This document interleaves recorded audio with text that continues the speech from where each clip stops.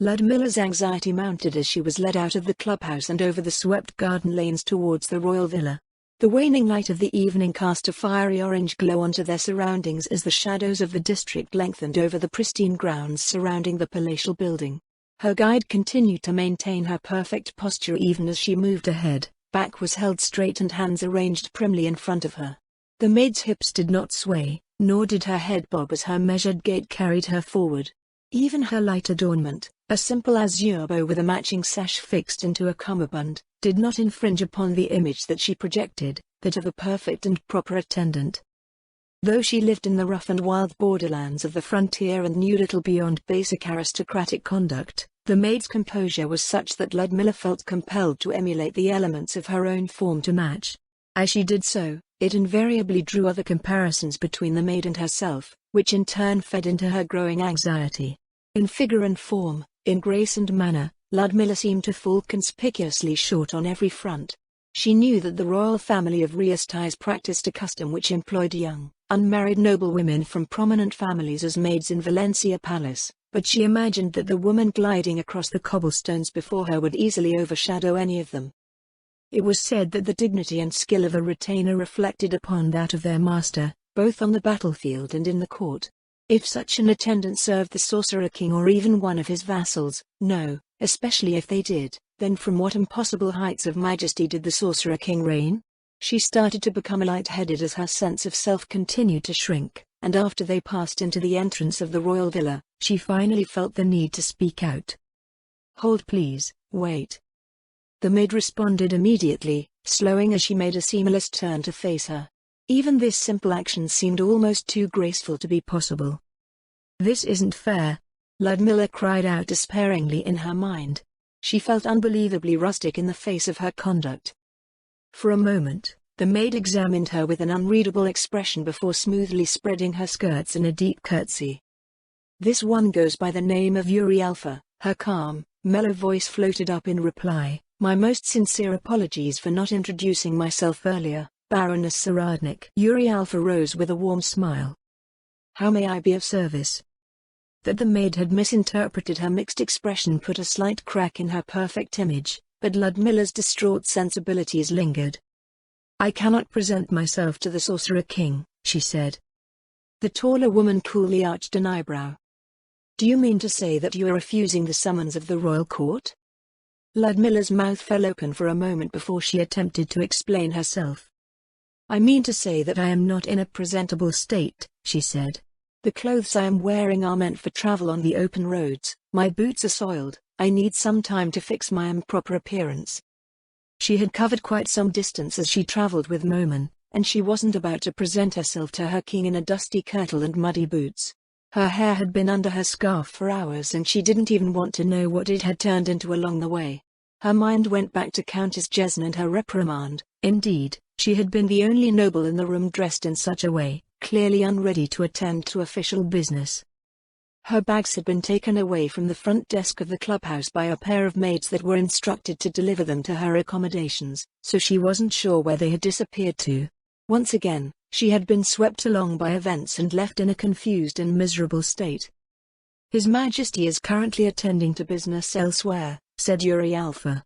"It is the King's Council that will receive you on his behalf." The information was surprising, but Ludmilla still dug in with the little bit of pride she had left. "As they are acting on his behalf, then I must still conduct myself in the appropriate manner. I will not dishonor House Saradnik by showing such disrespect to my new sovereign." Yuri Alpha remained silent, as if to weigh her words. A hand came up as she lightly adjusted the rims of her spectacles. As they shifted, Ludmilla realized that there was no reflection of the light coming from the entrance to the villa. The maid's eyewear had no lenses. "Very well," Yuri Alpha said, "but as your presence was requested as soon as reasonable, we cannot spare more than a few minutes to ensure there is nothing untoward." It did not take long to find a well-furnished drawing room where Ludmilla located a mirrored cabinet placed along a wall while Yuri Alpha drew open the drapes. She gingerly removed her scarf, but discovered to her relief that her hair had not become an entirely unruly mess after hours of travel. As she started to slowly comb her fingers through it, A small brush appeared over her shoulder. Yuri Alpha had come to stand behind her. Ludmilla received the comb with an expression of gratitude and started to brush her hair as Yuri Alpha worked to remove the bits of her journey that had stuck to her outfit. They worked in silence until Yuri Alpha rose, which prompted Ludmilla to return the brush. Checking over herself one last time in the mirror, she felt like she was about to go fetch water from the river rather than attending an official audience with the king. The moist green odors from the woodland trails still clung to her. Hopefully she wouldn't be standing too close to anyone. They returned to the hallway and resumed walking to the council chamber deep within the villa, and Ludmilla looked at the grand friezes that lined the walls while she pondered how she should present herself. While the Zaradnik barony was an independent fief under the Duchy of Erantal, Lord Retenmuir had governed as royal provost while holding his position as mayor of the city. He had a personality that belied his corpulent appearance, and the descriptions of his interactions with Baron Zaradnik, who shared the same straightforward and pragmatic personality, had spoken nothing of the pomp and circumstance that befitted a meeting with the sovereign. Ludmilla sighed as she faced forward again. They turned the final corner leading to the audience chamber, and Yuri Alpha led her to a row of seats placed along the wall opposite to the massive ironwood doors that marked the entrance to their destination. "Please have a seat, Baroness Zaradnik." Yuri Alpha turned briefly to speak to her. "I shall enter and inform the council of your arrival." Ludmilla nodded in understanding, then settled herself on the nearest chair. The entire row seemed to be made up of the same low-backed hardwood stools with equally hard wooden seats. It was as if someone was saying don't get too comfortable to those that waited on their appointments. Having been either on her feet or riding for most of the day, however, the opportunity to rest was welcome. Yuri Alpha closed the council chamber door behind her, and Ludmilla looked down the hall both ways before stretching, trying to relieve the tension that had wound up both her mind and body. As she did so, an unfamiliar woman's voice could be heard in muffled tones through the door. It seemed to be the only voice coming through the door, actually. It droned on for several minutes before pausing, picking up again after a short silence, repeating the cycle over and over again. She imagined this is what she herself might sound like when she relayed instructions, outlined numbers and made recommendations in Warden's Vale. Even her own family looked for ways to escape after being subjected to too much of it at once. Unlike her family, however, she did not think any of the king's councillors would come bursting out into the hall in a desperate attempt to flee. After what she thought must have been at least 40 minutes, the woman's voice stopped entirely after slowly losing its momentum over time. Ludmilla rose from her seat and stepped nearer to the doors, anticipating her summons. She stood by patiently, ears straining for the approach of someone inside to come out and announce her entrance. The first sound she heard, however, was the rustle of cloth and the sound of vague movement, followed by a lilting, feminine voice that chimed from within. "Well, if that's all there is, I suppose I should find this Baroness Zaradnik." After a short pause, Ludmilla heard the light tapping of heels slowly approaching the doorway at a deliberate and measured pace. The heavy ironwood doors silently swung inwards to allow a figure to drift out of the chamber and into the hall. Ludmilla quickly checked her posture and made ready her greeting but was spared barely a glance, bright, crimson eyes briefly flashing over her from behind an exquisitely crafted fan. The figure turned without missing a step, the hem of her black gown swaying lightly over the polished marble floor as she made her way down the hallway. Ludmilla stood, mouth agape, her greeting left unspoken as she was passed by in a flash without a single word. She barely turned her head to observe the woman who had passed her when a wave of murderous ire billowed out from the still-open door. Terror froze her in place until her instincts compelled her legs to send her scurrying down the hall. She dared not turn her head to look into the room as she darted by, instead following after the woman who had long since disappeared around the corner that led out to the main hallway of the building. It was only after the exit of the royal villa came into view that Ludmilla slowed, struggling to control her panicked breathing. Amidst the wild pounding of her heart, she looked toward where the woman had continued forward. She had paid no mind to Ludmilla's flight down the hallway. Through the clear crystal of the inner doors, she spotted her standing in the vestibule of the building. 2 other women had appeared from somewhere to stand beside her. Their sensuous curves were silhouetted by the light of the evening beyond the entrance, ivory figures draped in alabaster cloth. One stepped forward to open the door as the fan in the first woman's hand snapped shut and disappeared into her sleeve. At the end of the motion, the handle of a parasol appeared over her wrist. Ludmilla blinked. The accessory had mysteriously appeared out of thin air without so much as a word or gesture. causing her to wonder if she had lapsed from fatigue after her long journey.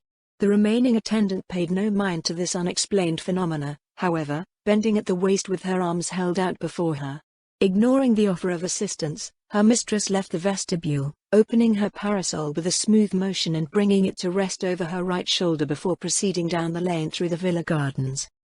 The door whispered softly to a close as the two attendants assumed their places, following behind on either side of their mistress.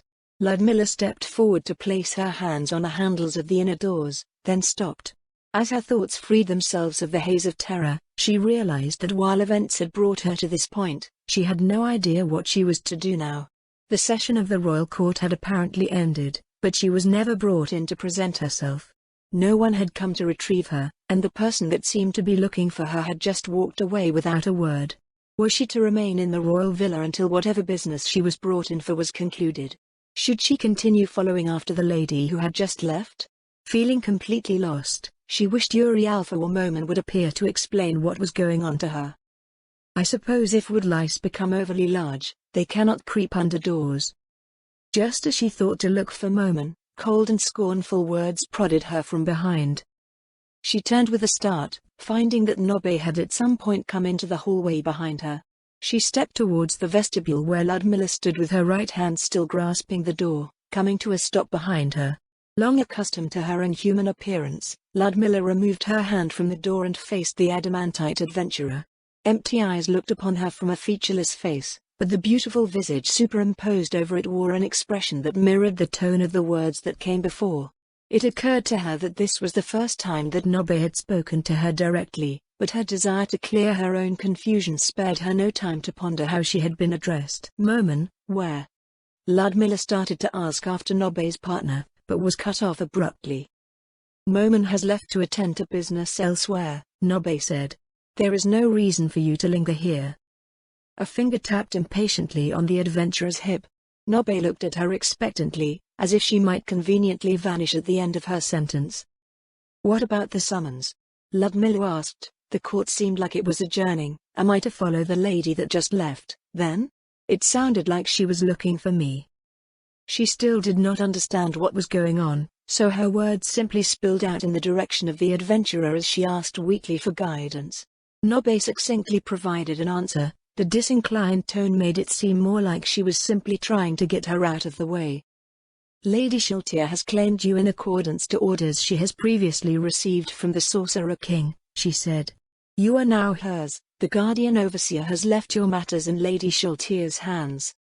Lady Shiltir? The king? Ludmilla felt that the answer left even more questions, but as she parroted the adventurer's words, the tapping finger stopped and Nobe's cold gaze turned into a glare. Woodlice should not be blocking doorways. Move. Nobe's tone did not change, but Ludmilla had the feeling that she would be swept out of the villa entrance like some unwelcome insect if she stayed to continue her queries. She turned and opened the doorway, stepping out into the evening air. The sun had crossed below the inner walls of Irantal, and the tall lamps of the central district now cast their light over the empty streets. As she walked through the gardens and down the path that led out of the front of the royal villa, the clink of metal on stone sounded from behind. Ludmilla turned her head to glance over her shoulder, and saw that Nobe was following behind. Passing under another lamp, the glint of light over some polished surface drew her attention to the fact that Nobe was not in the traveling garments that she had seen the adventurer in earlier in the day.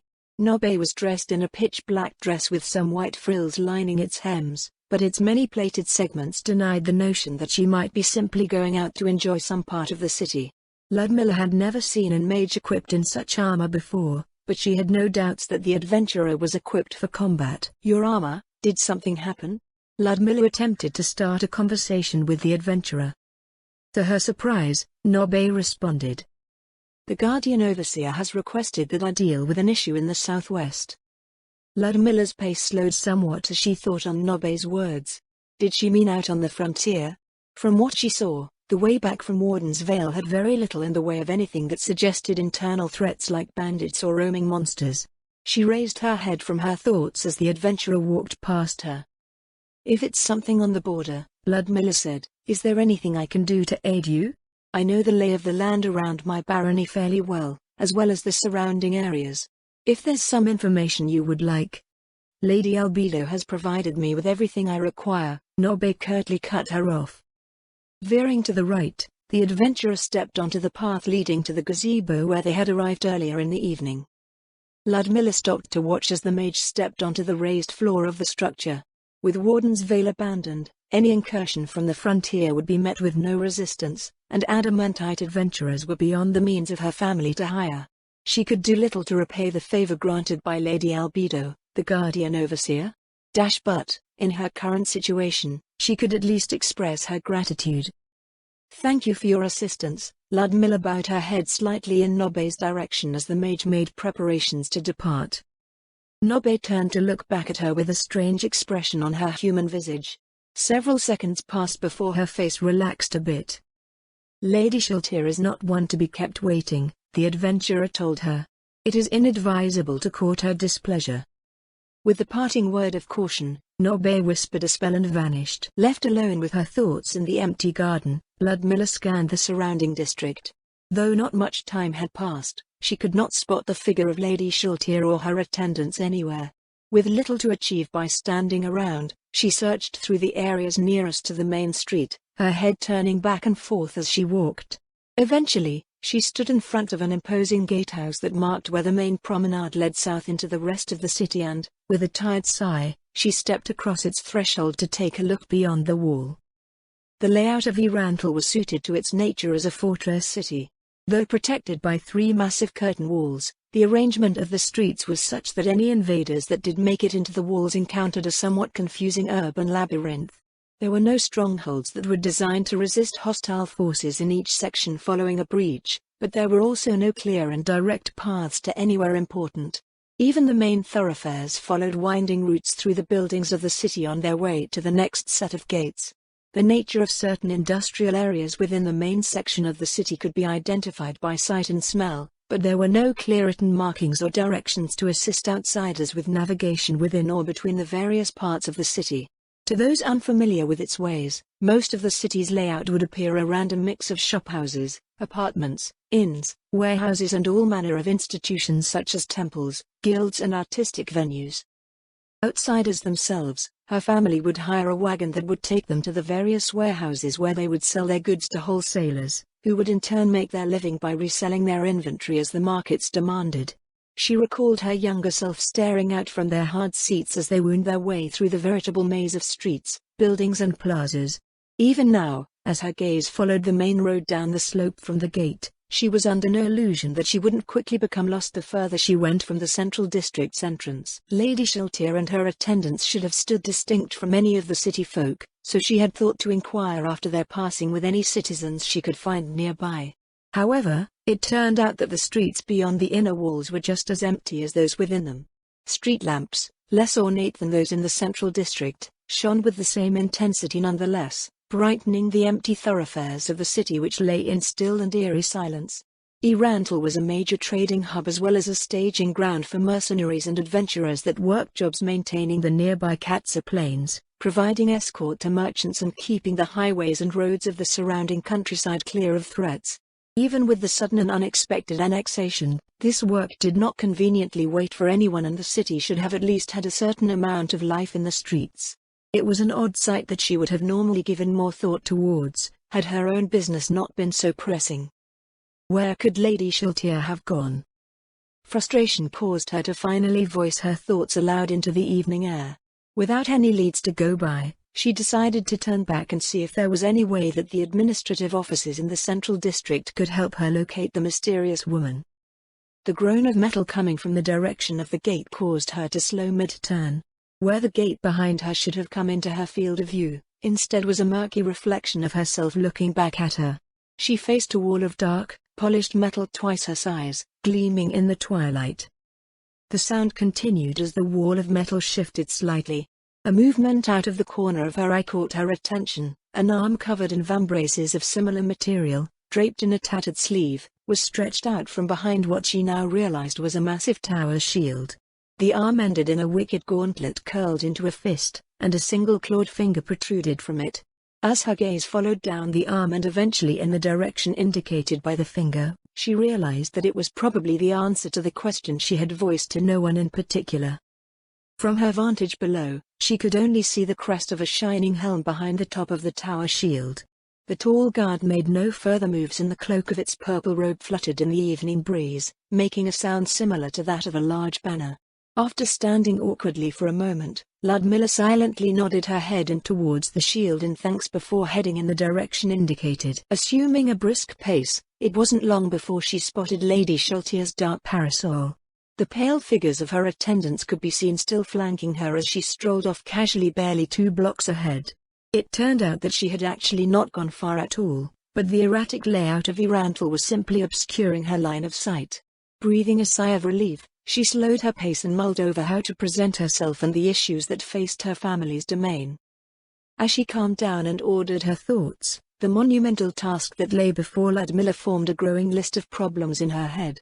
She maintained a vague sense of Lady Sheltier a few dozen paces out in front of her, but for the most part she had focused herself inwards in order to sort everything out. The most pressing issue was that Warden's Vale currently had a population of 1, herself. Without labor, there would be no production, no revenues, stagnancy and decay would soon follow. The normal means by which rural territories secured immigrants, through petitioning the city administration or checking with the temples for hopeful settlers, refugees and the homeless, would not work for frontier fiefs. One could not simply be a farmer or any other singular civilian profession, if the population was not accustomed to life bordering the wilderness and incapable of holding their own against the threats that lay around them. They would not survive for very long. The weak would simply become food for predators, and becoming known as a place to find easy meals only invited more unwanted guests. Though the Sorceress Kingdom, according to Countess Jesn, had a standing army, Ludmilla was not certain if they possessed the ability to uphold the borders and maintain constant readiness against potential attacks from the wilderness. All it would take was an hour or two and the entire village could be ransacked by a tribe of demi-humans if it lacked ready defenders. Warden's Vale had established itself as an entrenched human territory in the eyes of their savage neighbors, but there only needed to be a curious scout or a desperate hunter to find that the village was now open to invasion. The thought did not sit well with her at all, especially considering that Nobe had already departed to deal with some sort of issue in the area, and it was something she wanted to remedy as quickly as possible. The other problems revolved around logistics, such as building a new vessel to transport the village's goods and refurbishing old infrastructure, as well as making sure all of her legal affairs were in order. She also needed to ensure that her understanding of the law was still in line with that of the new administrations. In addition, she needed to figure out where her village's goods disappeared to and hire a wagon to transport and sell them, but all these things would not avail her any if she did not resolve the first problem. The only recourse that came immediately to Ludmilla's mind was the courtier that she had ultimately followed after. Her proud bearing and lavish attire gave off the air of one accustomed to high society and, according to Nobby, she had a connection to the Sorcerer King. Ludmilla was not sure if she was actually a noble, but at the least she had risen to a position where her value warranted her attendance in the royal court. If she was a powerful noble, the resources she might be willing to bring to bear would make all of Ludmilla's worries seem needless in the end. Resolving herself, Ludmilla picked up her pace to catch up with the small procession ahead. Her lonely shadows projecting onto the buildings lining the street made her keenly aware of how much the city had changed from her past memories. The wooden-framed structures with their walls of wattle and daub were sometimes 5 or 6 stories tall, and even a small city block could house several times the population of her entire fief. This normally meant that street life should be boisterous as laborers parted with their wages in the evening, so the contrast with the reality she was currently experiencing created a dissonant sensation. Every door was shut, every window shuttered. The occasional wisps of smoke she could see rising from chimneys indicated that they were indeed occupied, and that the residents were burning fuel to keep warm in the chill of early spring. She could not make much sense of it. Ludmilla understood that the events of Katsa were certainly terrifying, but Irantal itself did not look like it had been damaged. The streets were unnaturally clean and there was no sign of any looting or arson that one might think would come hand in hand with a violent siege and occupation. For all of its changes, the city still needed to run. Food, fuel and rent would need to be paid for somehow, and the various organizations and businesses in the city still needed to operate to keep trade and production flowing. As she advanced, she saw that Lady Sheltier and her attendants had crossed into a large plaza, passing one of the many militia posts placed around the city. There was a sentry posted that was vaguely similar in appearance to the one that had given her directions earlier. It had the same dark armor, but with veins of bright crimson running through it, and it didn't appear to have the same cloak or robe. Rather than a bright, shining helm, this sentry wore one that was as dark as the rest of its armor. The armor itself had dozens of wicked spikes protruding from it, which made her curious about the rest of its appearance, but, much like the previous guard, she could not see over the massive wall of dark metal that was its tower shield to take a look at the person behind. The sentinel stood motionless as she crossed in front of it, and the flutter of leathery wings from above drew her attention. Perched on the lamppost that came out over the street from the militia post, an imp peered down at her with shining eyes. The bright light from the enchanted lamp that hung from the post was reflected off of its copper skin and cast a large shadow of the winged creature on the tall building looming over the guardhouse. She continued to look up at it as she passed under the lamp, and it grinned down in return like some sort of sinister gargoyle come to life. Ludmilla had only seen and heard of them from books and the tales of performers, yet their descriptions had matched so closely that she was instantly able to identify it. The creature itself was rather small, so she felt more wary than threatened at its appearance. Ludmilla pondered her relatively calm reaction at the reportedly evil being, and her head turned back down to look into the window where the post's officer usually presided from. With how quiet the city was, she thought it may have not warranted being manned, but a ragged figure stirring inside proved otherwise. A desiccated hand appeared at the counter, and the figure leaned forward into clear view. She followed the flowing black fabric of its robes until her eyes came to a stop at its face. 2 points of angry crimson light flared back at her. It was a dead man's face, weathered by the passing of untold ages. Its flesh had dried and pulled back his thin lips in a ghastly sneer as he stared down at her from the guardhouse window. She let out a startled cry as she immediately fell away, tumbling onto the flagstones of the pavement. She scrambled back to her feet and fled into the plaza. Rows of stands and benches filled the space. It was a place which would usually have hundreds of merchants displaying their wares and many times the number of citizens, travelers and other folk perusing the vast selection of goods. But like the street that she had dashed out of, it was silent and empty, the evening wind blowing across what should have been a vibrant center of city life with a lonely moan. Neither sound nor movement could be heard following, but she dared not turn to look over her shoulder as she bolted forward. With the shift in how she profiled her surroundings, she began to notice other things as well. The undead she had encountered at the militia post was not the only one. Several similar figures in black robes flew over the plaza, vanishing over the rooftops and out of sight, while others appeared shortly after, heading in different directions. In each corner of the plaza, there was a similar guardhouse, and the one that she was quickly closing in on seemed to have the same arrangement, a tall, dark sentinel with a tower shield and an imp perched on its lamppost. Nothing had reacted to her panic, but she made a wide circle around the guardhouse as she followed after Lady Sheltier and her attendants, who seemed to be entirely unruffled as they had passed. Slightly incensed at the sight and the fact that she seemed to be the only person reacting to everything, Ludmilla brushed off her skirts and took a closer look at the street that they followed. As she continued to examine her surroundings, she thought back to her encounter at the first militia post, recalling every detail. Several minutes passed before their winding route led to another small plaza. She walked directly up to the militia post ahead and steeled herself. If a citizen had seen her, she thought that they might have shouted out in warning or terror. Perhaps they would have marveled at her foolishness and awaited the inevitable, gruesome result. But when she stepped directly in front of the sentinel and its grimly gleaming tower shield, Ludmilla did not sense that she had any spectators. As she reviewed her journey through the streets of the city, she reoriented her perception. Even with the undead present, Erantal was undamaged, and of the slaughter of its citizens, there was no sign. The sentinels had not reacted to her presence, and nothing had chased her when she fled in panic. The only time she had gotten any sort of response was when she received directions from the guard at the gatehouse. She looked up past her reflection in the shield to the crest of the helmet peeking above it. The imp sitting on the lamppost was looking down at her, but she decidedly ignored its grinning leer. Poking her head around the shield, she took a close look at the sentinel from the side.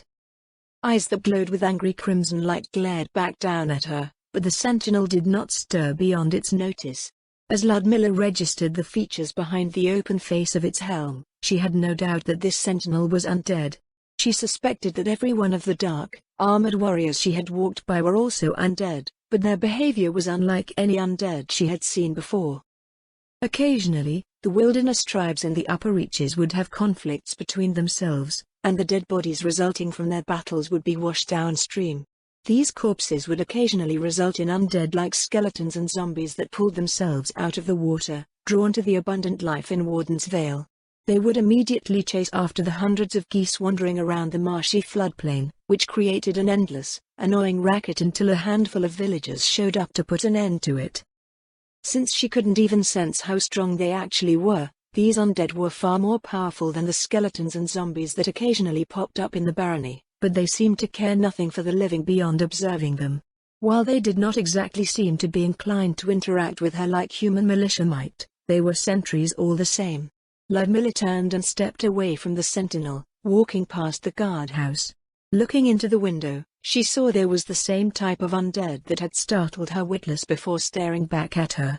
She held its gaze as she passed the guardhouse, satisfied with the result. While it appeared that death stood in the streets and flew in the skies overhead, the truth was that the city of Eranthal had been laid siege to by the spectre of their own fear. Ludmilla continued on her way down the street where Lady Sheltier had gone, no longer paying any mind to the undead standing watch over the city. Duty cared not for fear, and time awaited no one. By the time Ludmilla caught up with Lady Sheltier again, they were crossing another, smaller plaza on the western side of the city. The evening light cast itself between the spaces in the streets and buildings, painting their path with its fading glow. The dark folds of Lady Sheltier's gown swirled in contrast to the pale white figures of her attendants. Its luxuriously rich fabric seemed to eagerly devour what remained of the day. Her parasol still lay over her shoulder, twirling idly on occasion and obscuring Ludmilla's view. Though she roughly knew what she needed, Ludmilla still struggled to find the appropriate words to convey her plight to Lady Sheltier. After settling herself with the presence of the undead, other worries arose, worries that if she slighted her in some small way, even unknowingly, she would doom her domain to ruin. Thus, she continued to follow silently after her as she worked up what little she knew of dealing with high nobility and deciding what forms of etiquette would be appropriate to observe. She followed them out of the plaza, along the large road as it meandered through the buildings. It continued to feel unnaturally empty. No one looked out of the shuttered buildings on either side on the road to watch their procession. At each intersection, the dark sentinels stood tall beneath the street lamps, in silent challenge to any opposition. As far as they had traveled, Ludmilla wondered if their journey would simply continue in its winding circuit around the rest of the city and have them arrive at the northern entrance to the central district. She found herself drawing closer to the trio ahead of her as she thought of their journey continuing past that, entering the less reputable and poverty-stricken areas of the city, before noticing that the group ahead of her had slowed their pace. Looking to the gatehouse at the wall that set the poorest sections of Eranthal apart from the rest, she saw two more of the same dark sentinels standing on either side of a closed gate. A heavy wooden bar lay across it. She realized that the paupers' quarter had been closed off. No signs of activity could be heard over the wall, and Ludmilla wondered why it was so, and if the residents still remained within. Her question would remain unanswered as the entourage turned a few blocks before the gate, into an alley between a pair of prominent buildings, a large inn that appeared to be meant for all manner of guests with a tavern on its ground floor, and a warehouse belonging to the Merchant Guild on the other. Unlike the main streets, the smaller lanes and alleys of the city were not paved and had damp sections left over from the wet winter season of the lowlands. The stretch nearest to the street was a loading area for the warehouse, and many wooden planks of varying lengths were laid over places where wagon wheels had worn muddy ruts into the alley. Looking into several of the open loading bays as they passed, she saw that the building appeared to have been vacated, nothing but scraps of paper and a few discarded crates strewn about the warehouse floor. The inn opposite to it was shuttered and locked away like many of the other buildings in the city that she had seen along the way. As they moved beyond the warehouse, the height of the surrounding buildings grew shorter, but the alley tapered to a width that could only accommodate pedestrians. In front, Lady Sheltier and her attendants walked single file, the alabaster-clad women coming before and after their mistress. Ludmilla slipped in behind them, not wanting to stray too far in the lonely passage. The lane was no longer as straight as it had been nearer to the main street and angled one way or another as they advanced. Their path now seemed more like a narrow canyon than a city alley, the soil under their feet remaining damp and muddy with the pittance of sunlight it probably saw in a day. She focused on her footing as they made their way down the alley, stepping around puddles and potholes that intermittently appeared along the way. A short while later, Ludmilla felt wisps of the cold spring breeze filtering down between the crowded buildings. Faint hints of wood smoke were carried along with it, and she raised her gaze to look far ahead at the first signs of life she had seen in the capital since her brief visit to the royal villa. Shadows cast by the flickering orange flames of an unseen fire danced on the alley wall. Any details were still too distant to make out, but the smoke-tinged air carried with it the distinct smells of human habitation, the aroma of food being cooked and the odors of sweat and worn fabrics. As she approached, the surroundings grew brighter and the faint murmur of voices carried through the haze of cook fires, over which hung large, cast-iron cauldrons. Overhead, she noted open windows where people of various ages could occasionally be seen inside. Many curiously looked down at the small group that had come in from the main streets. It was a short distance before the alley opened up into a small courtyard nestled deep within the packed buildings.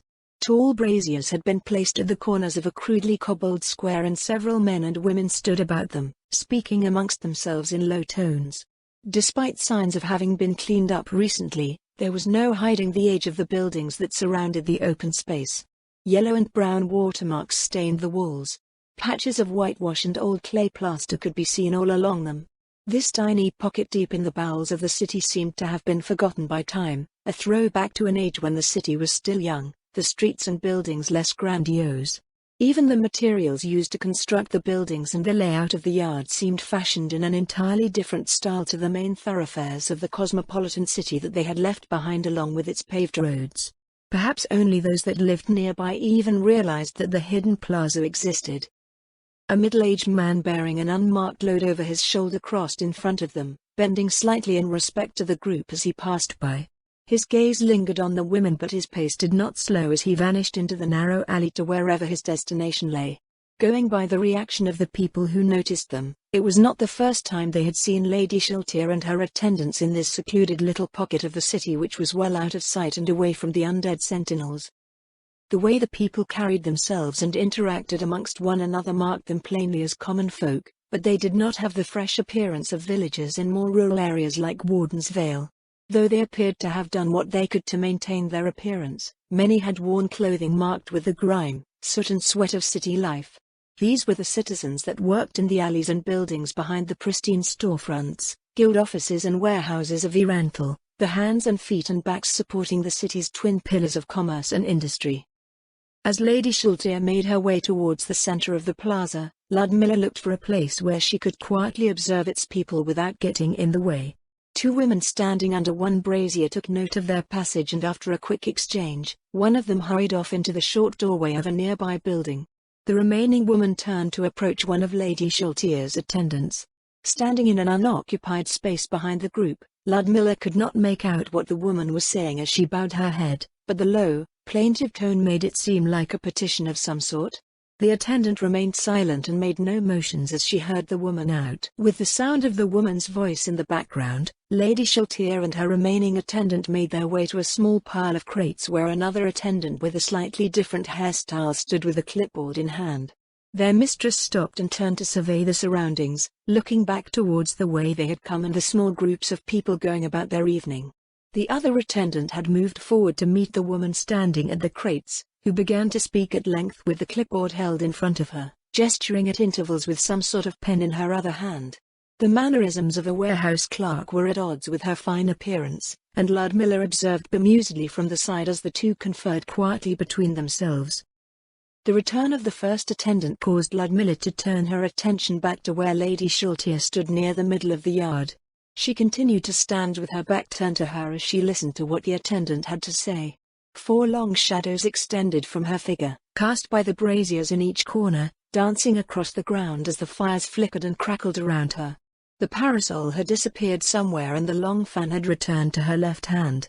After receiving a slight nod from her mistress, the attendant in turn looked to where the petitioner stood and motioned for her to approach. The woman walked to the building where her companion now stood supporting a third girl in the doorway, and together they helped her come forward to the lady clad in shadowed silks awaiting in the middle of the courtyard. As the trio came fully into view, recognition caused a memory from a year past to jump out at her, A startled and pained yelp from one of her brothers as their father pulled his ear sharply to turn his gaze away from some gaudily dressed and painted women standing at a street corner. It was evening as they were returning to the central district, on an empty wagon through the streets of the city, and her father, who was preoccupied with scolding his sons, did not notice that his daughter was examining their appearance as well. The two women supporting the third, though not nearly as brightly dressed as those from her memory, were most likely prostitutes. Slowly shuffling forward as they supported the girl between them, the three women came before Lady Shaltia, gazes cast downwards. After they helped the girl kneel before her, the first two respectfully backed away, bowing multiple times before stopping to stand quietly at the edge of the plaza. Wrapped in a short, worn blanket, the woman kneeling on the ground shivered in the chill of the early spring evening. She had a thin, ragged appearance and her skin was marred by cuts and bruises. There was a dark splotch where she had received an injury to her head over her left temple, and a deep cut caked her blonde hair with dried blood and glistened slightly as it continued to ooze. Her light blue eyes seemed to focus and unfocus unsteadily as she looked down at the hem of Lady Shaltia's gown. The girl did not seem quite there. Ludmilla looked at the gash over the side of the woman's head again and decided she must have suffered some other, unseen injury from being struck. The arrival of the injured woman had drawn the notice of several passers-by, who had been alarmed at her bloodied appearance as she was carefully led to the tiny plaza. As they stood to watch, others slowed down and stopped to see what was going on. Silence grew over the courtyard, and eventually only the occasional crackling of the braziers punctuated the still night air. Out of the corners of her vision, Ludmilla could see the people scattered around the rough, cobblestoned yard watching the two figures in the center of the plaza. The sudden quiet led to residents appearing in the windows overhead, looking down for the source of the uncharacteristic stillness in the air. Lady Shaltia stood silently at the center of attention, as if waiting for the expectant energy in the air to rise further. Then, without word or flamboyant action, she stretched her hand out to the woman kneeling before her. As she reached forward, Ludmilla's eyes grew wide as she noticed for the first time what had been obscured from her vision as she followed Lady Shaltia through the city. Where a slim, delicate arm with beautiful porcelain skin glowed in the firelight also appeared pallid flesh stretched over a sinewy appendage. It extended far longer than that of a normal person's, ending in a hand with elongated fingers tipped in what were far too long and sharp to be human nails.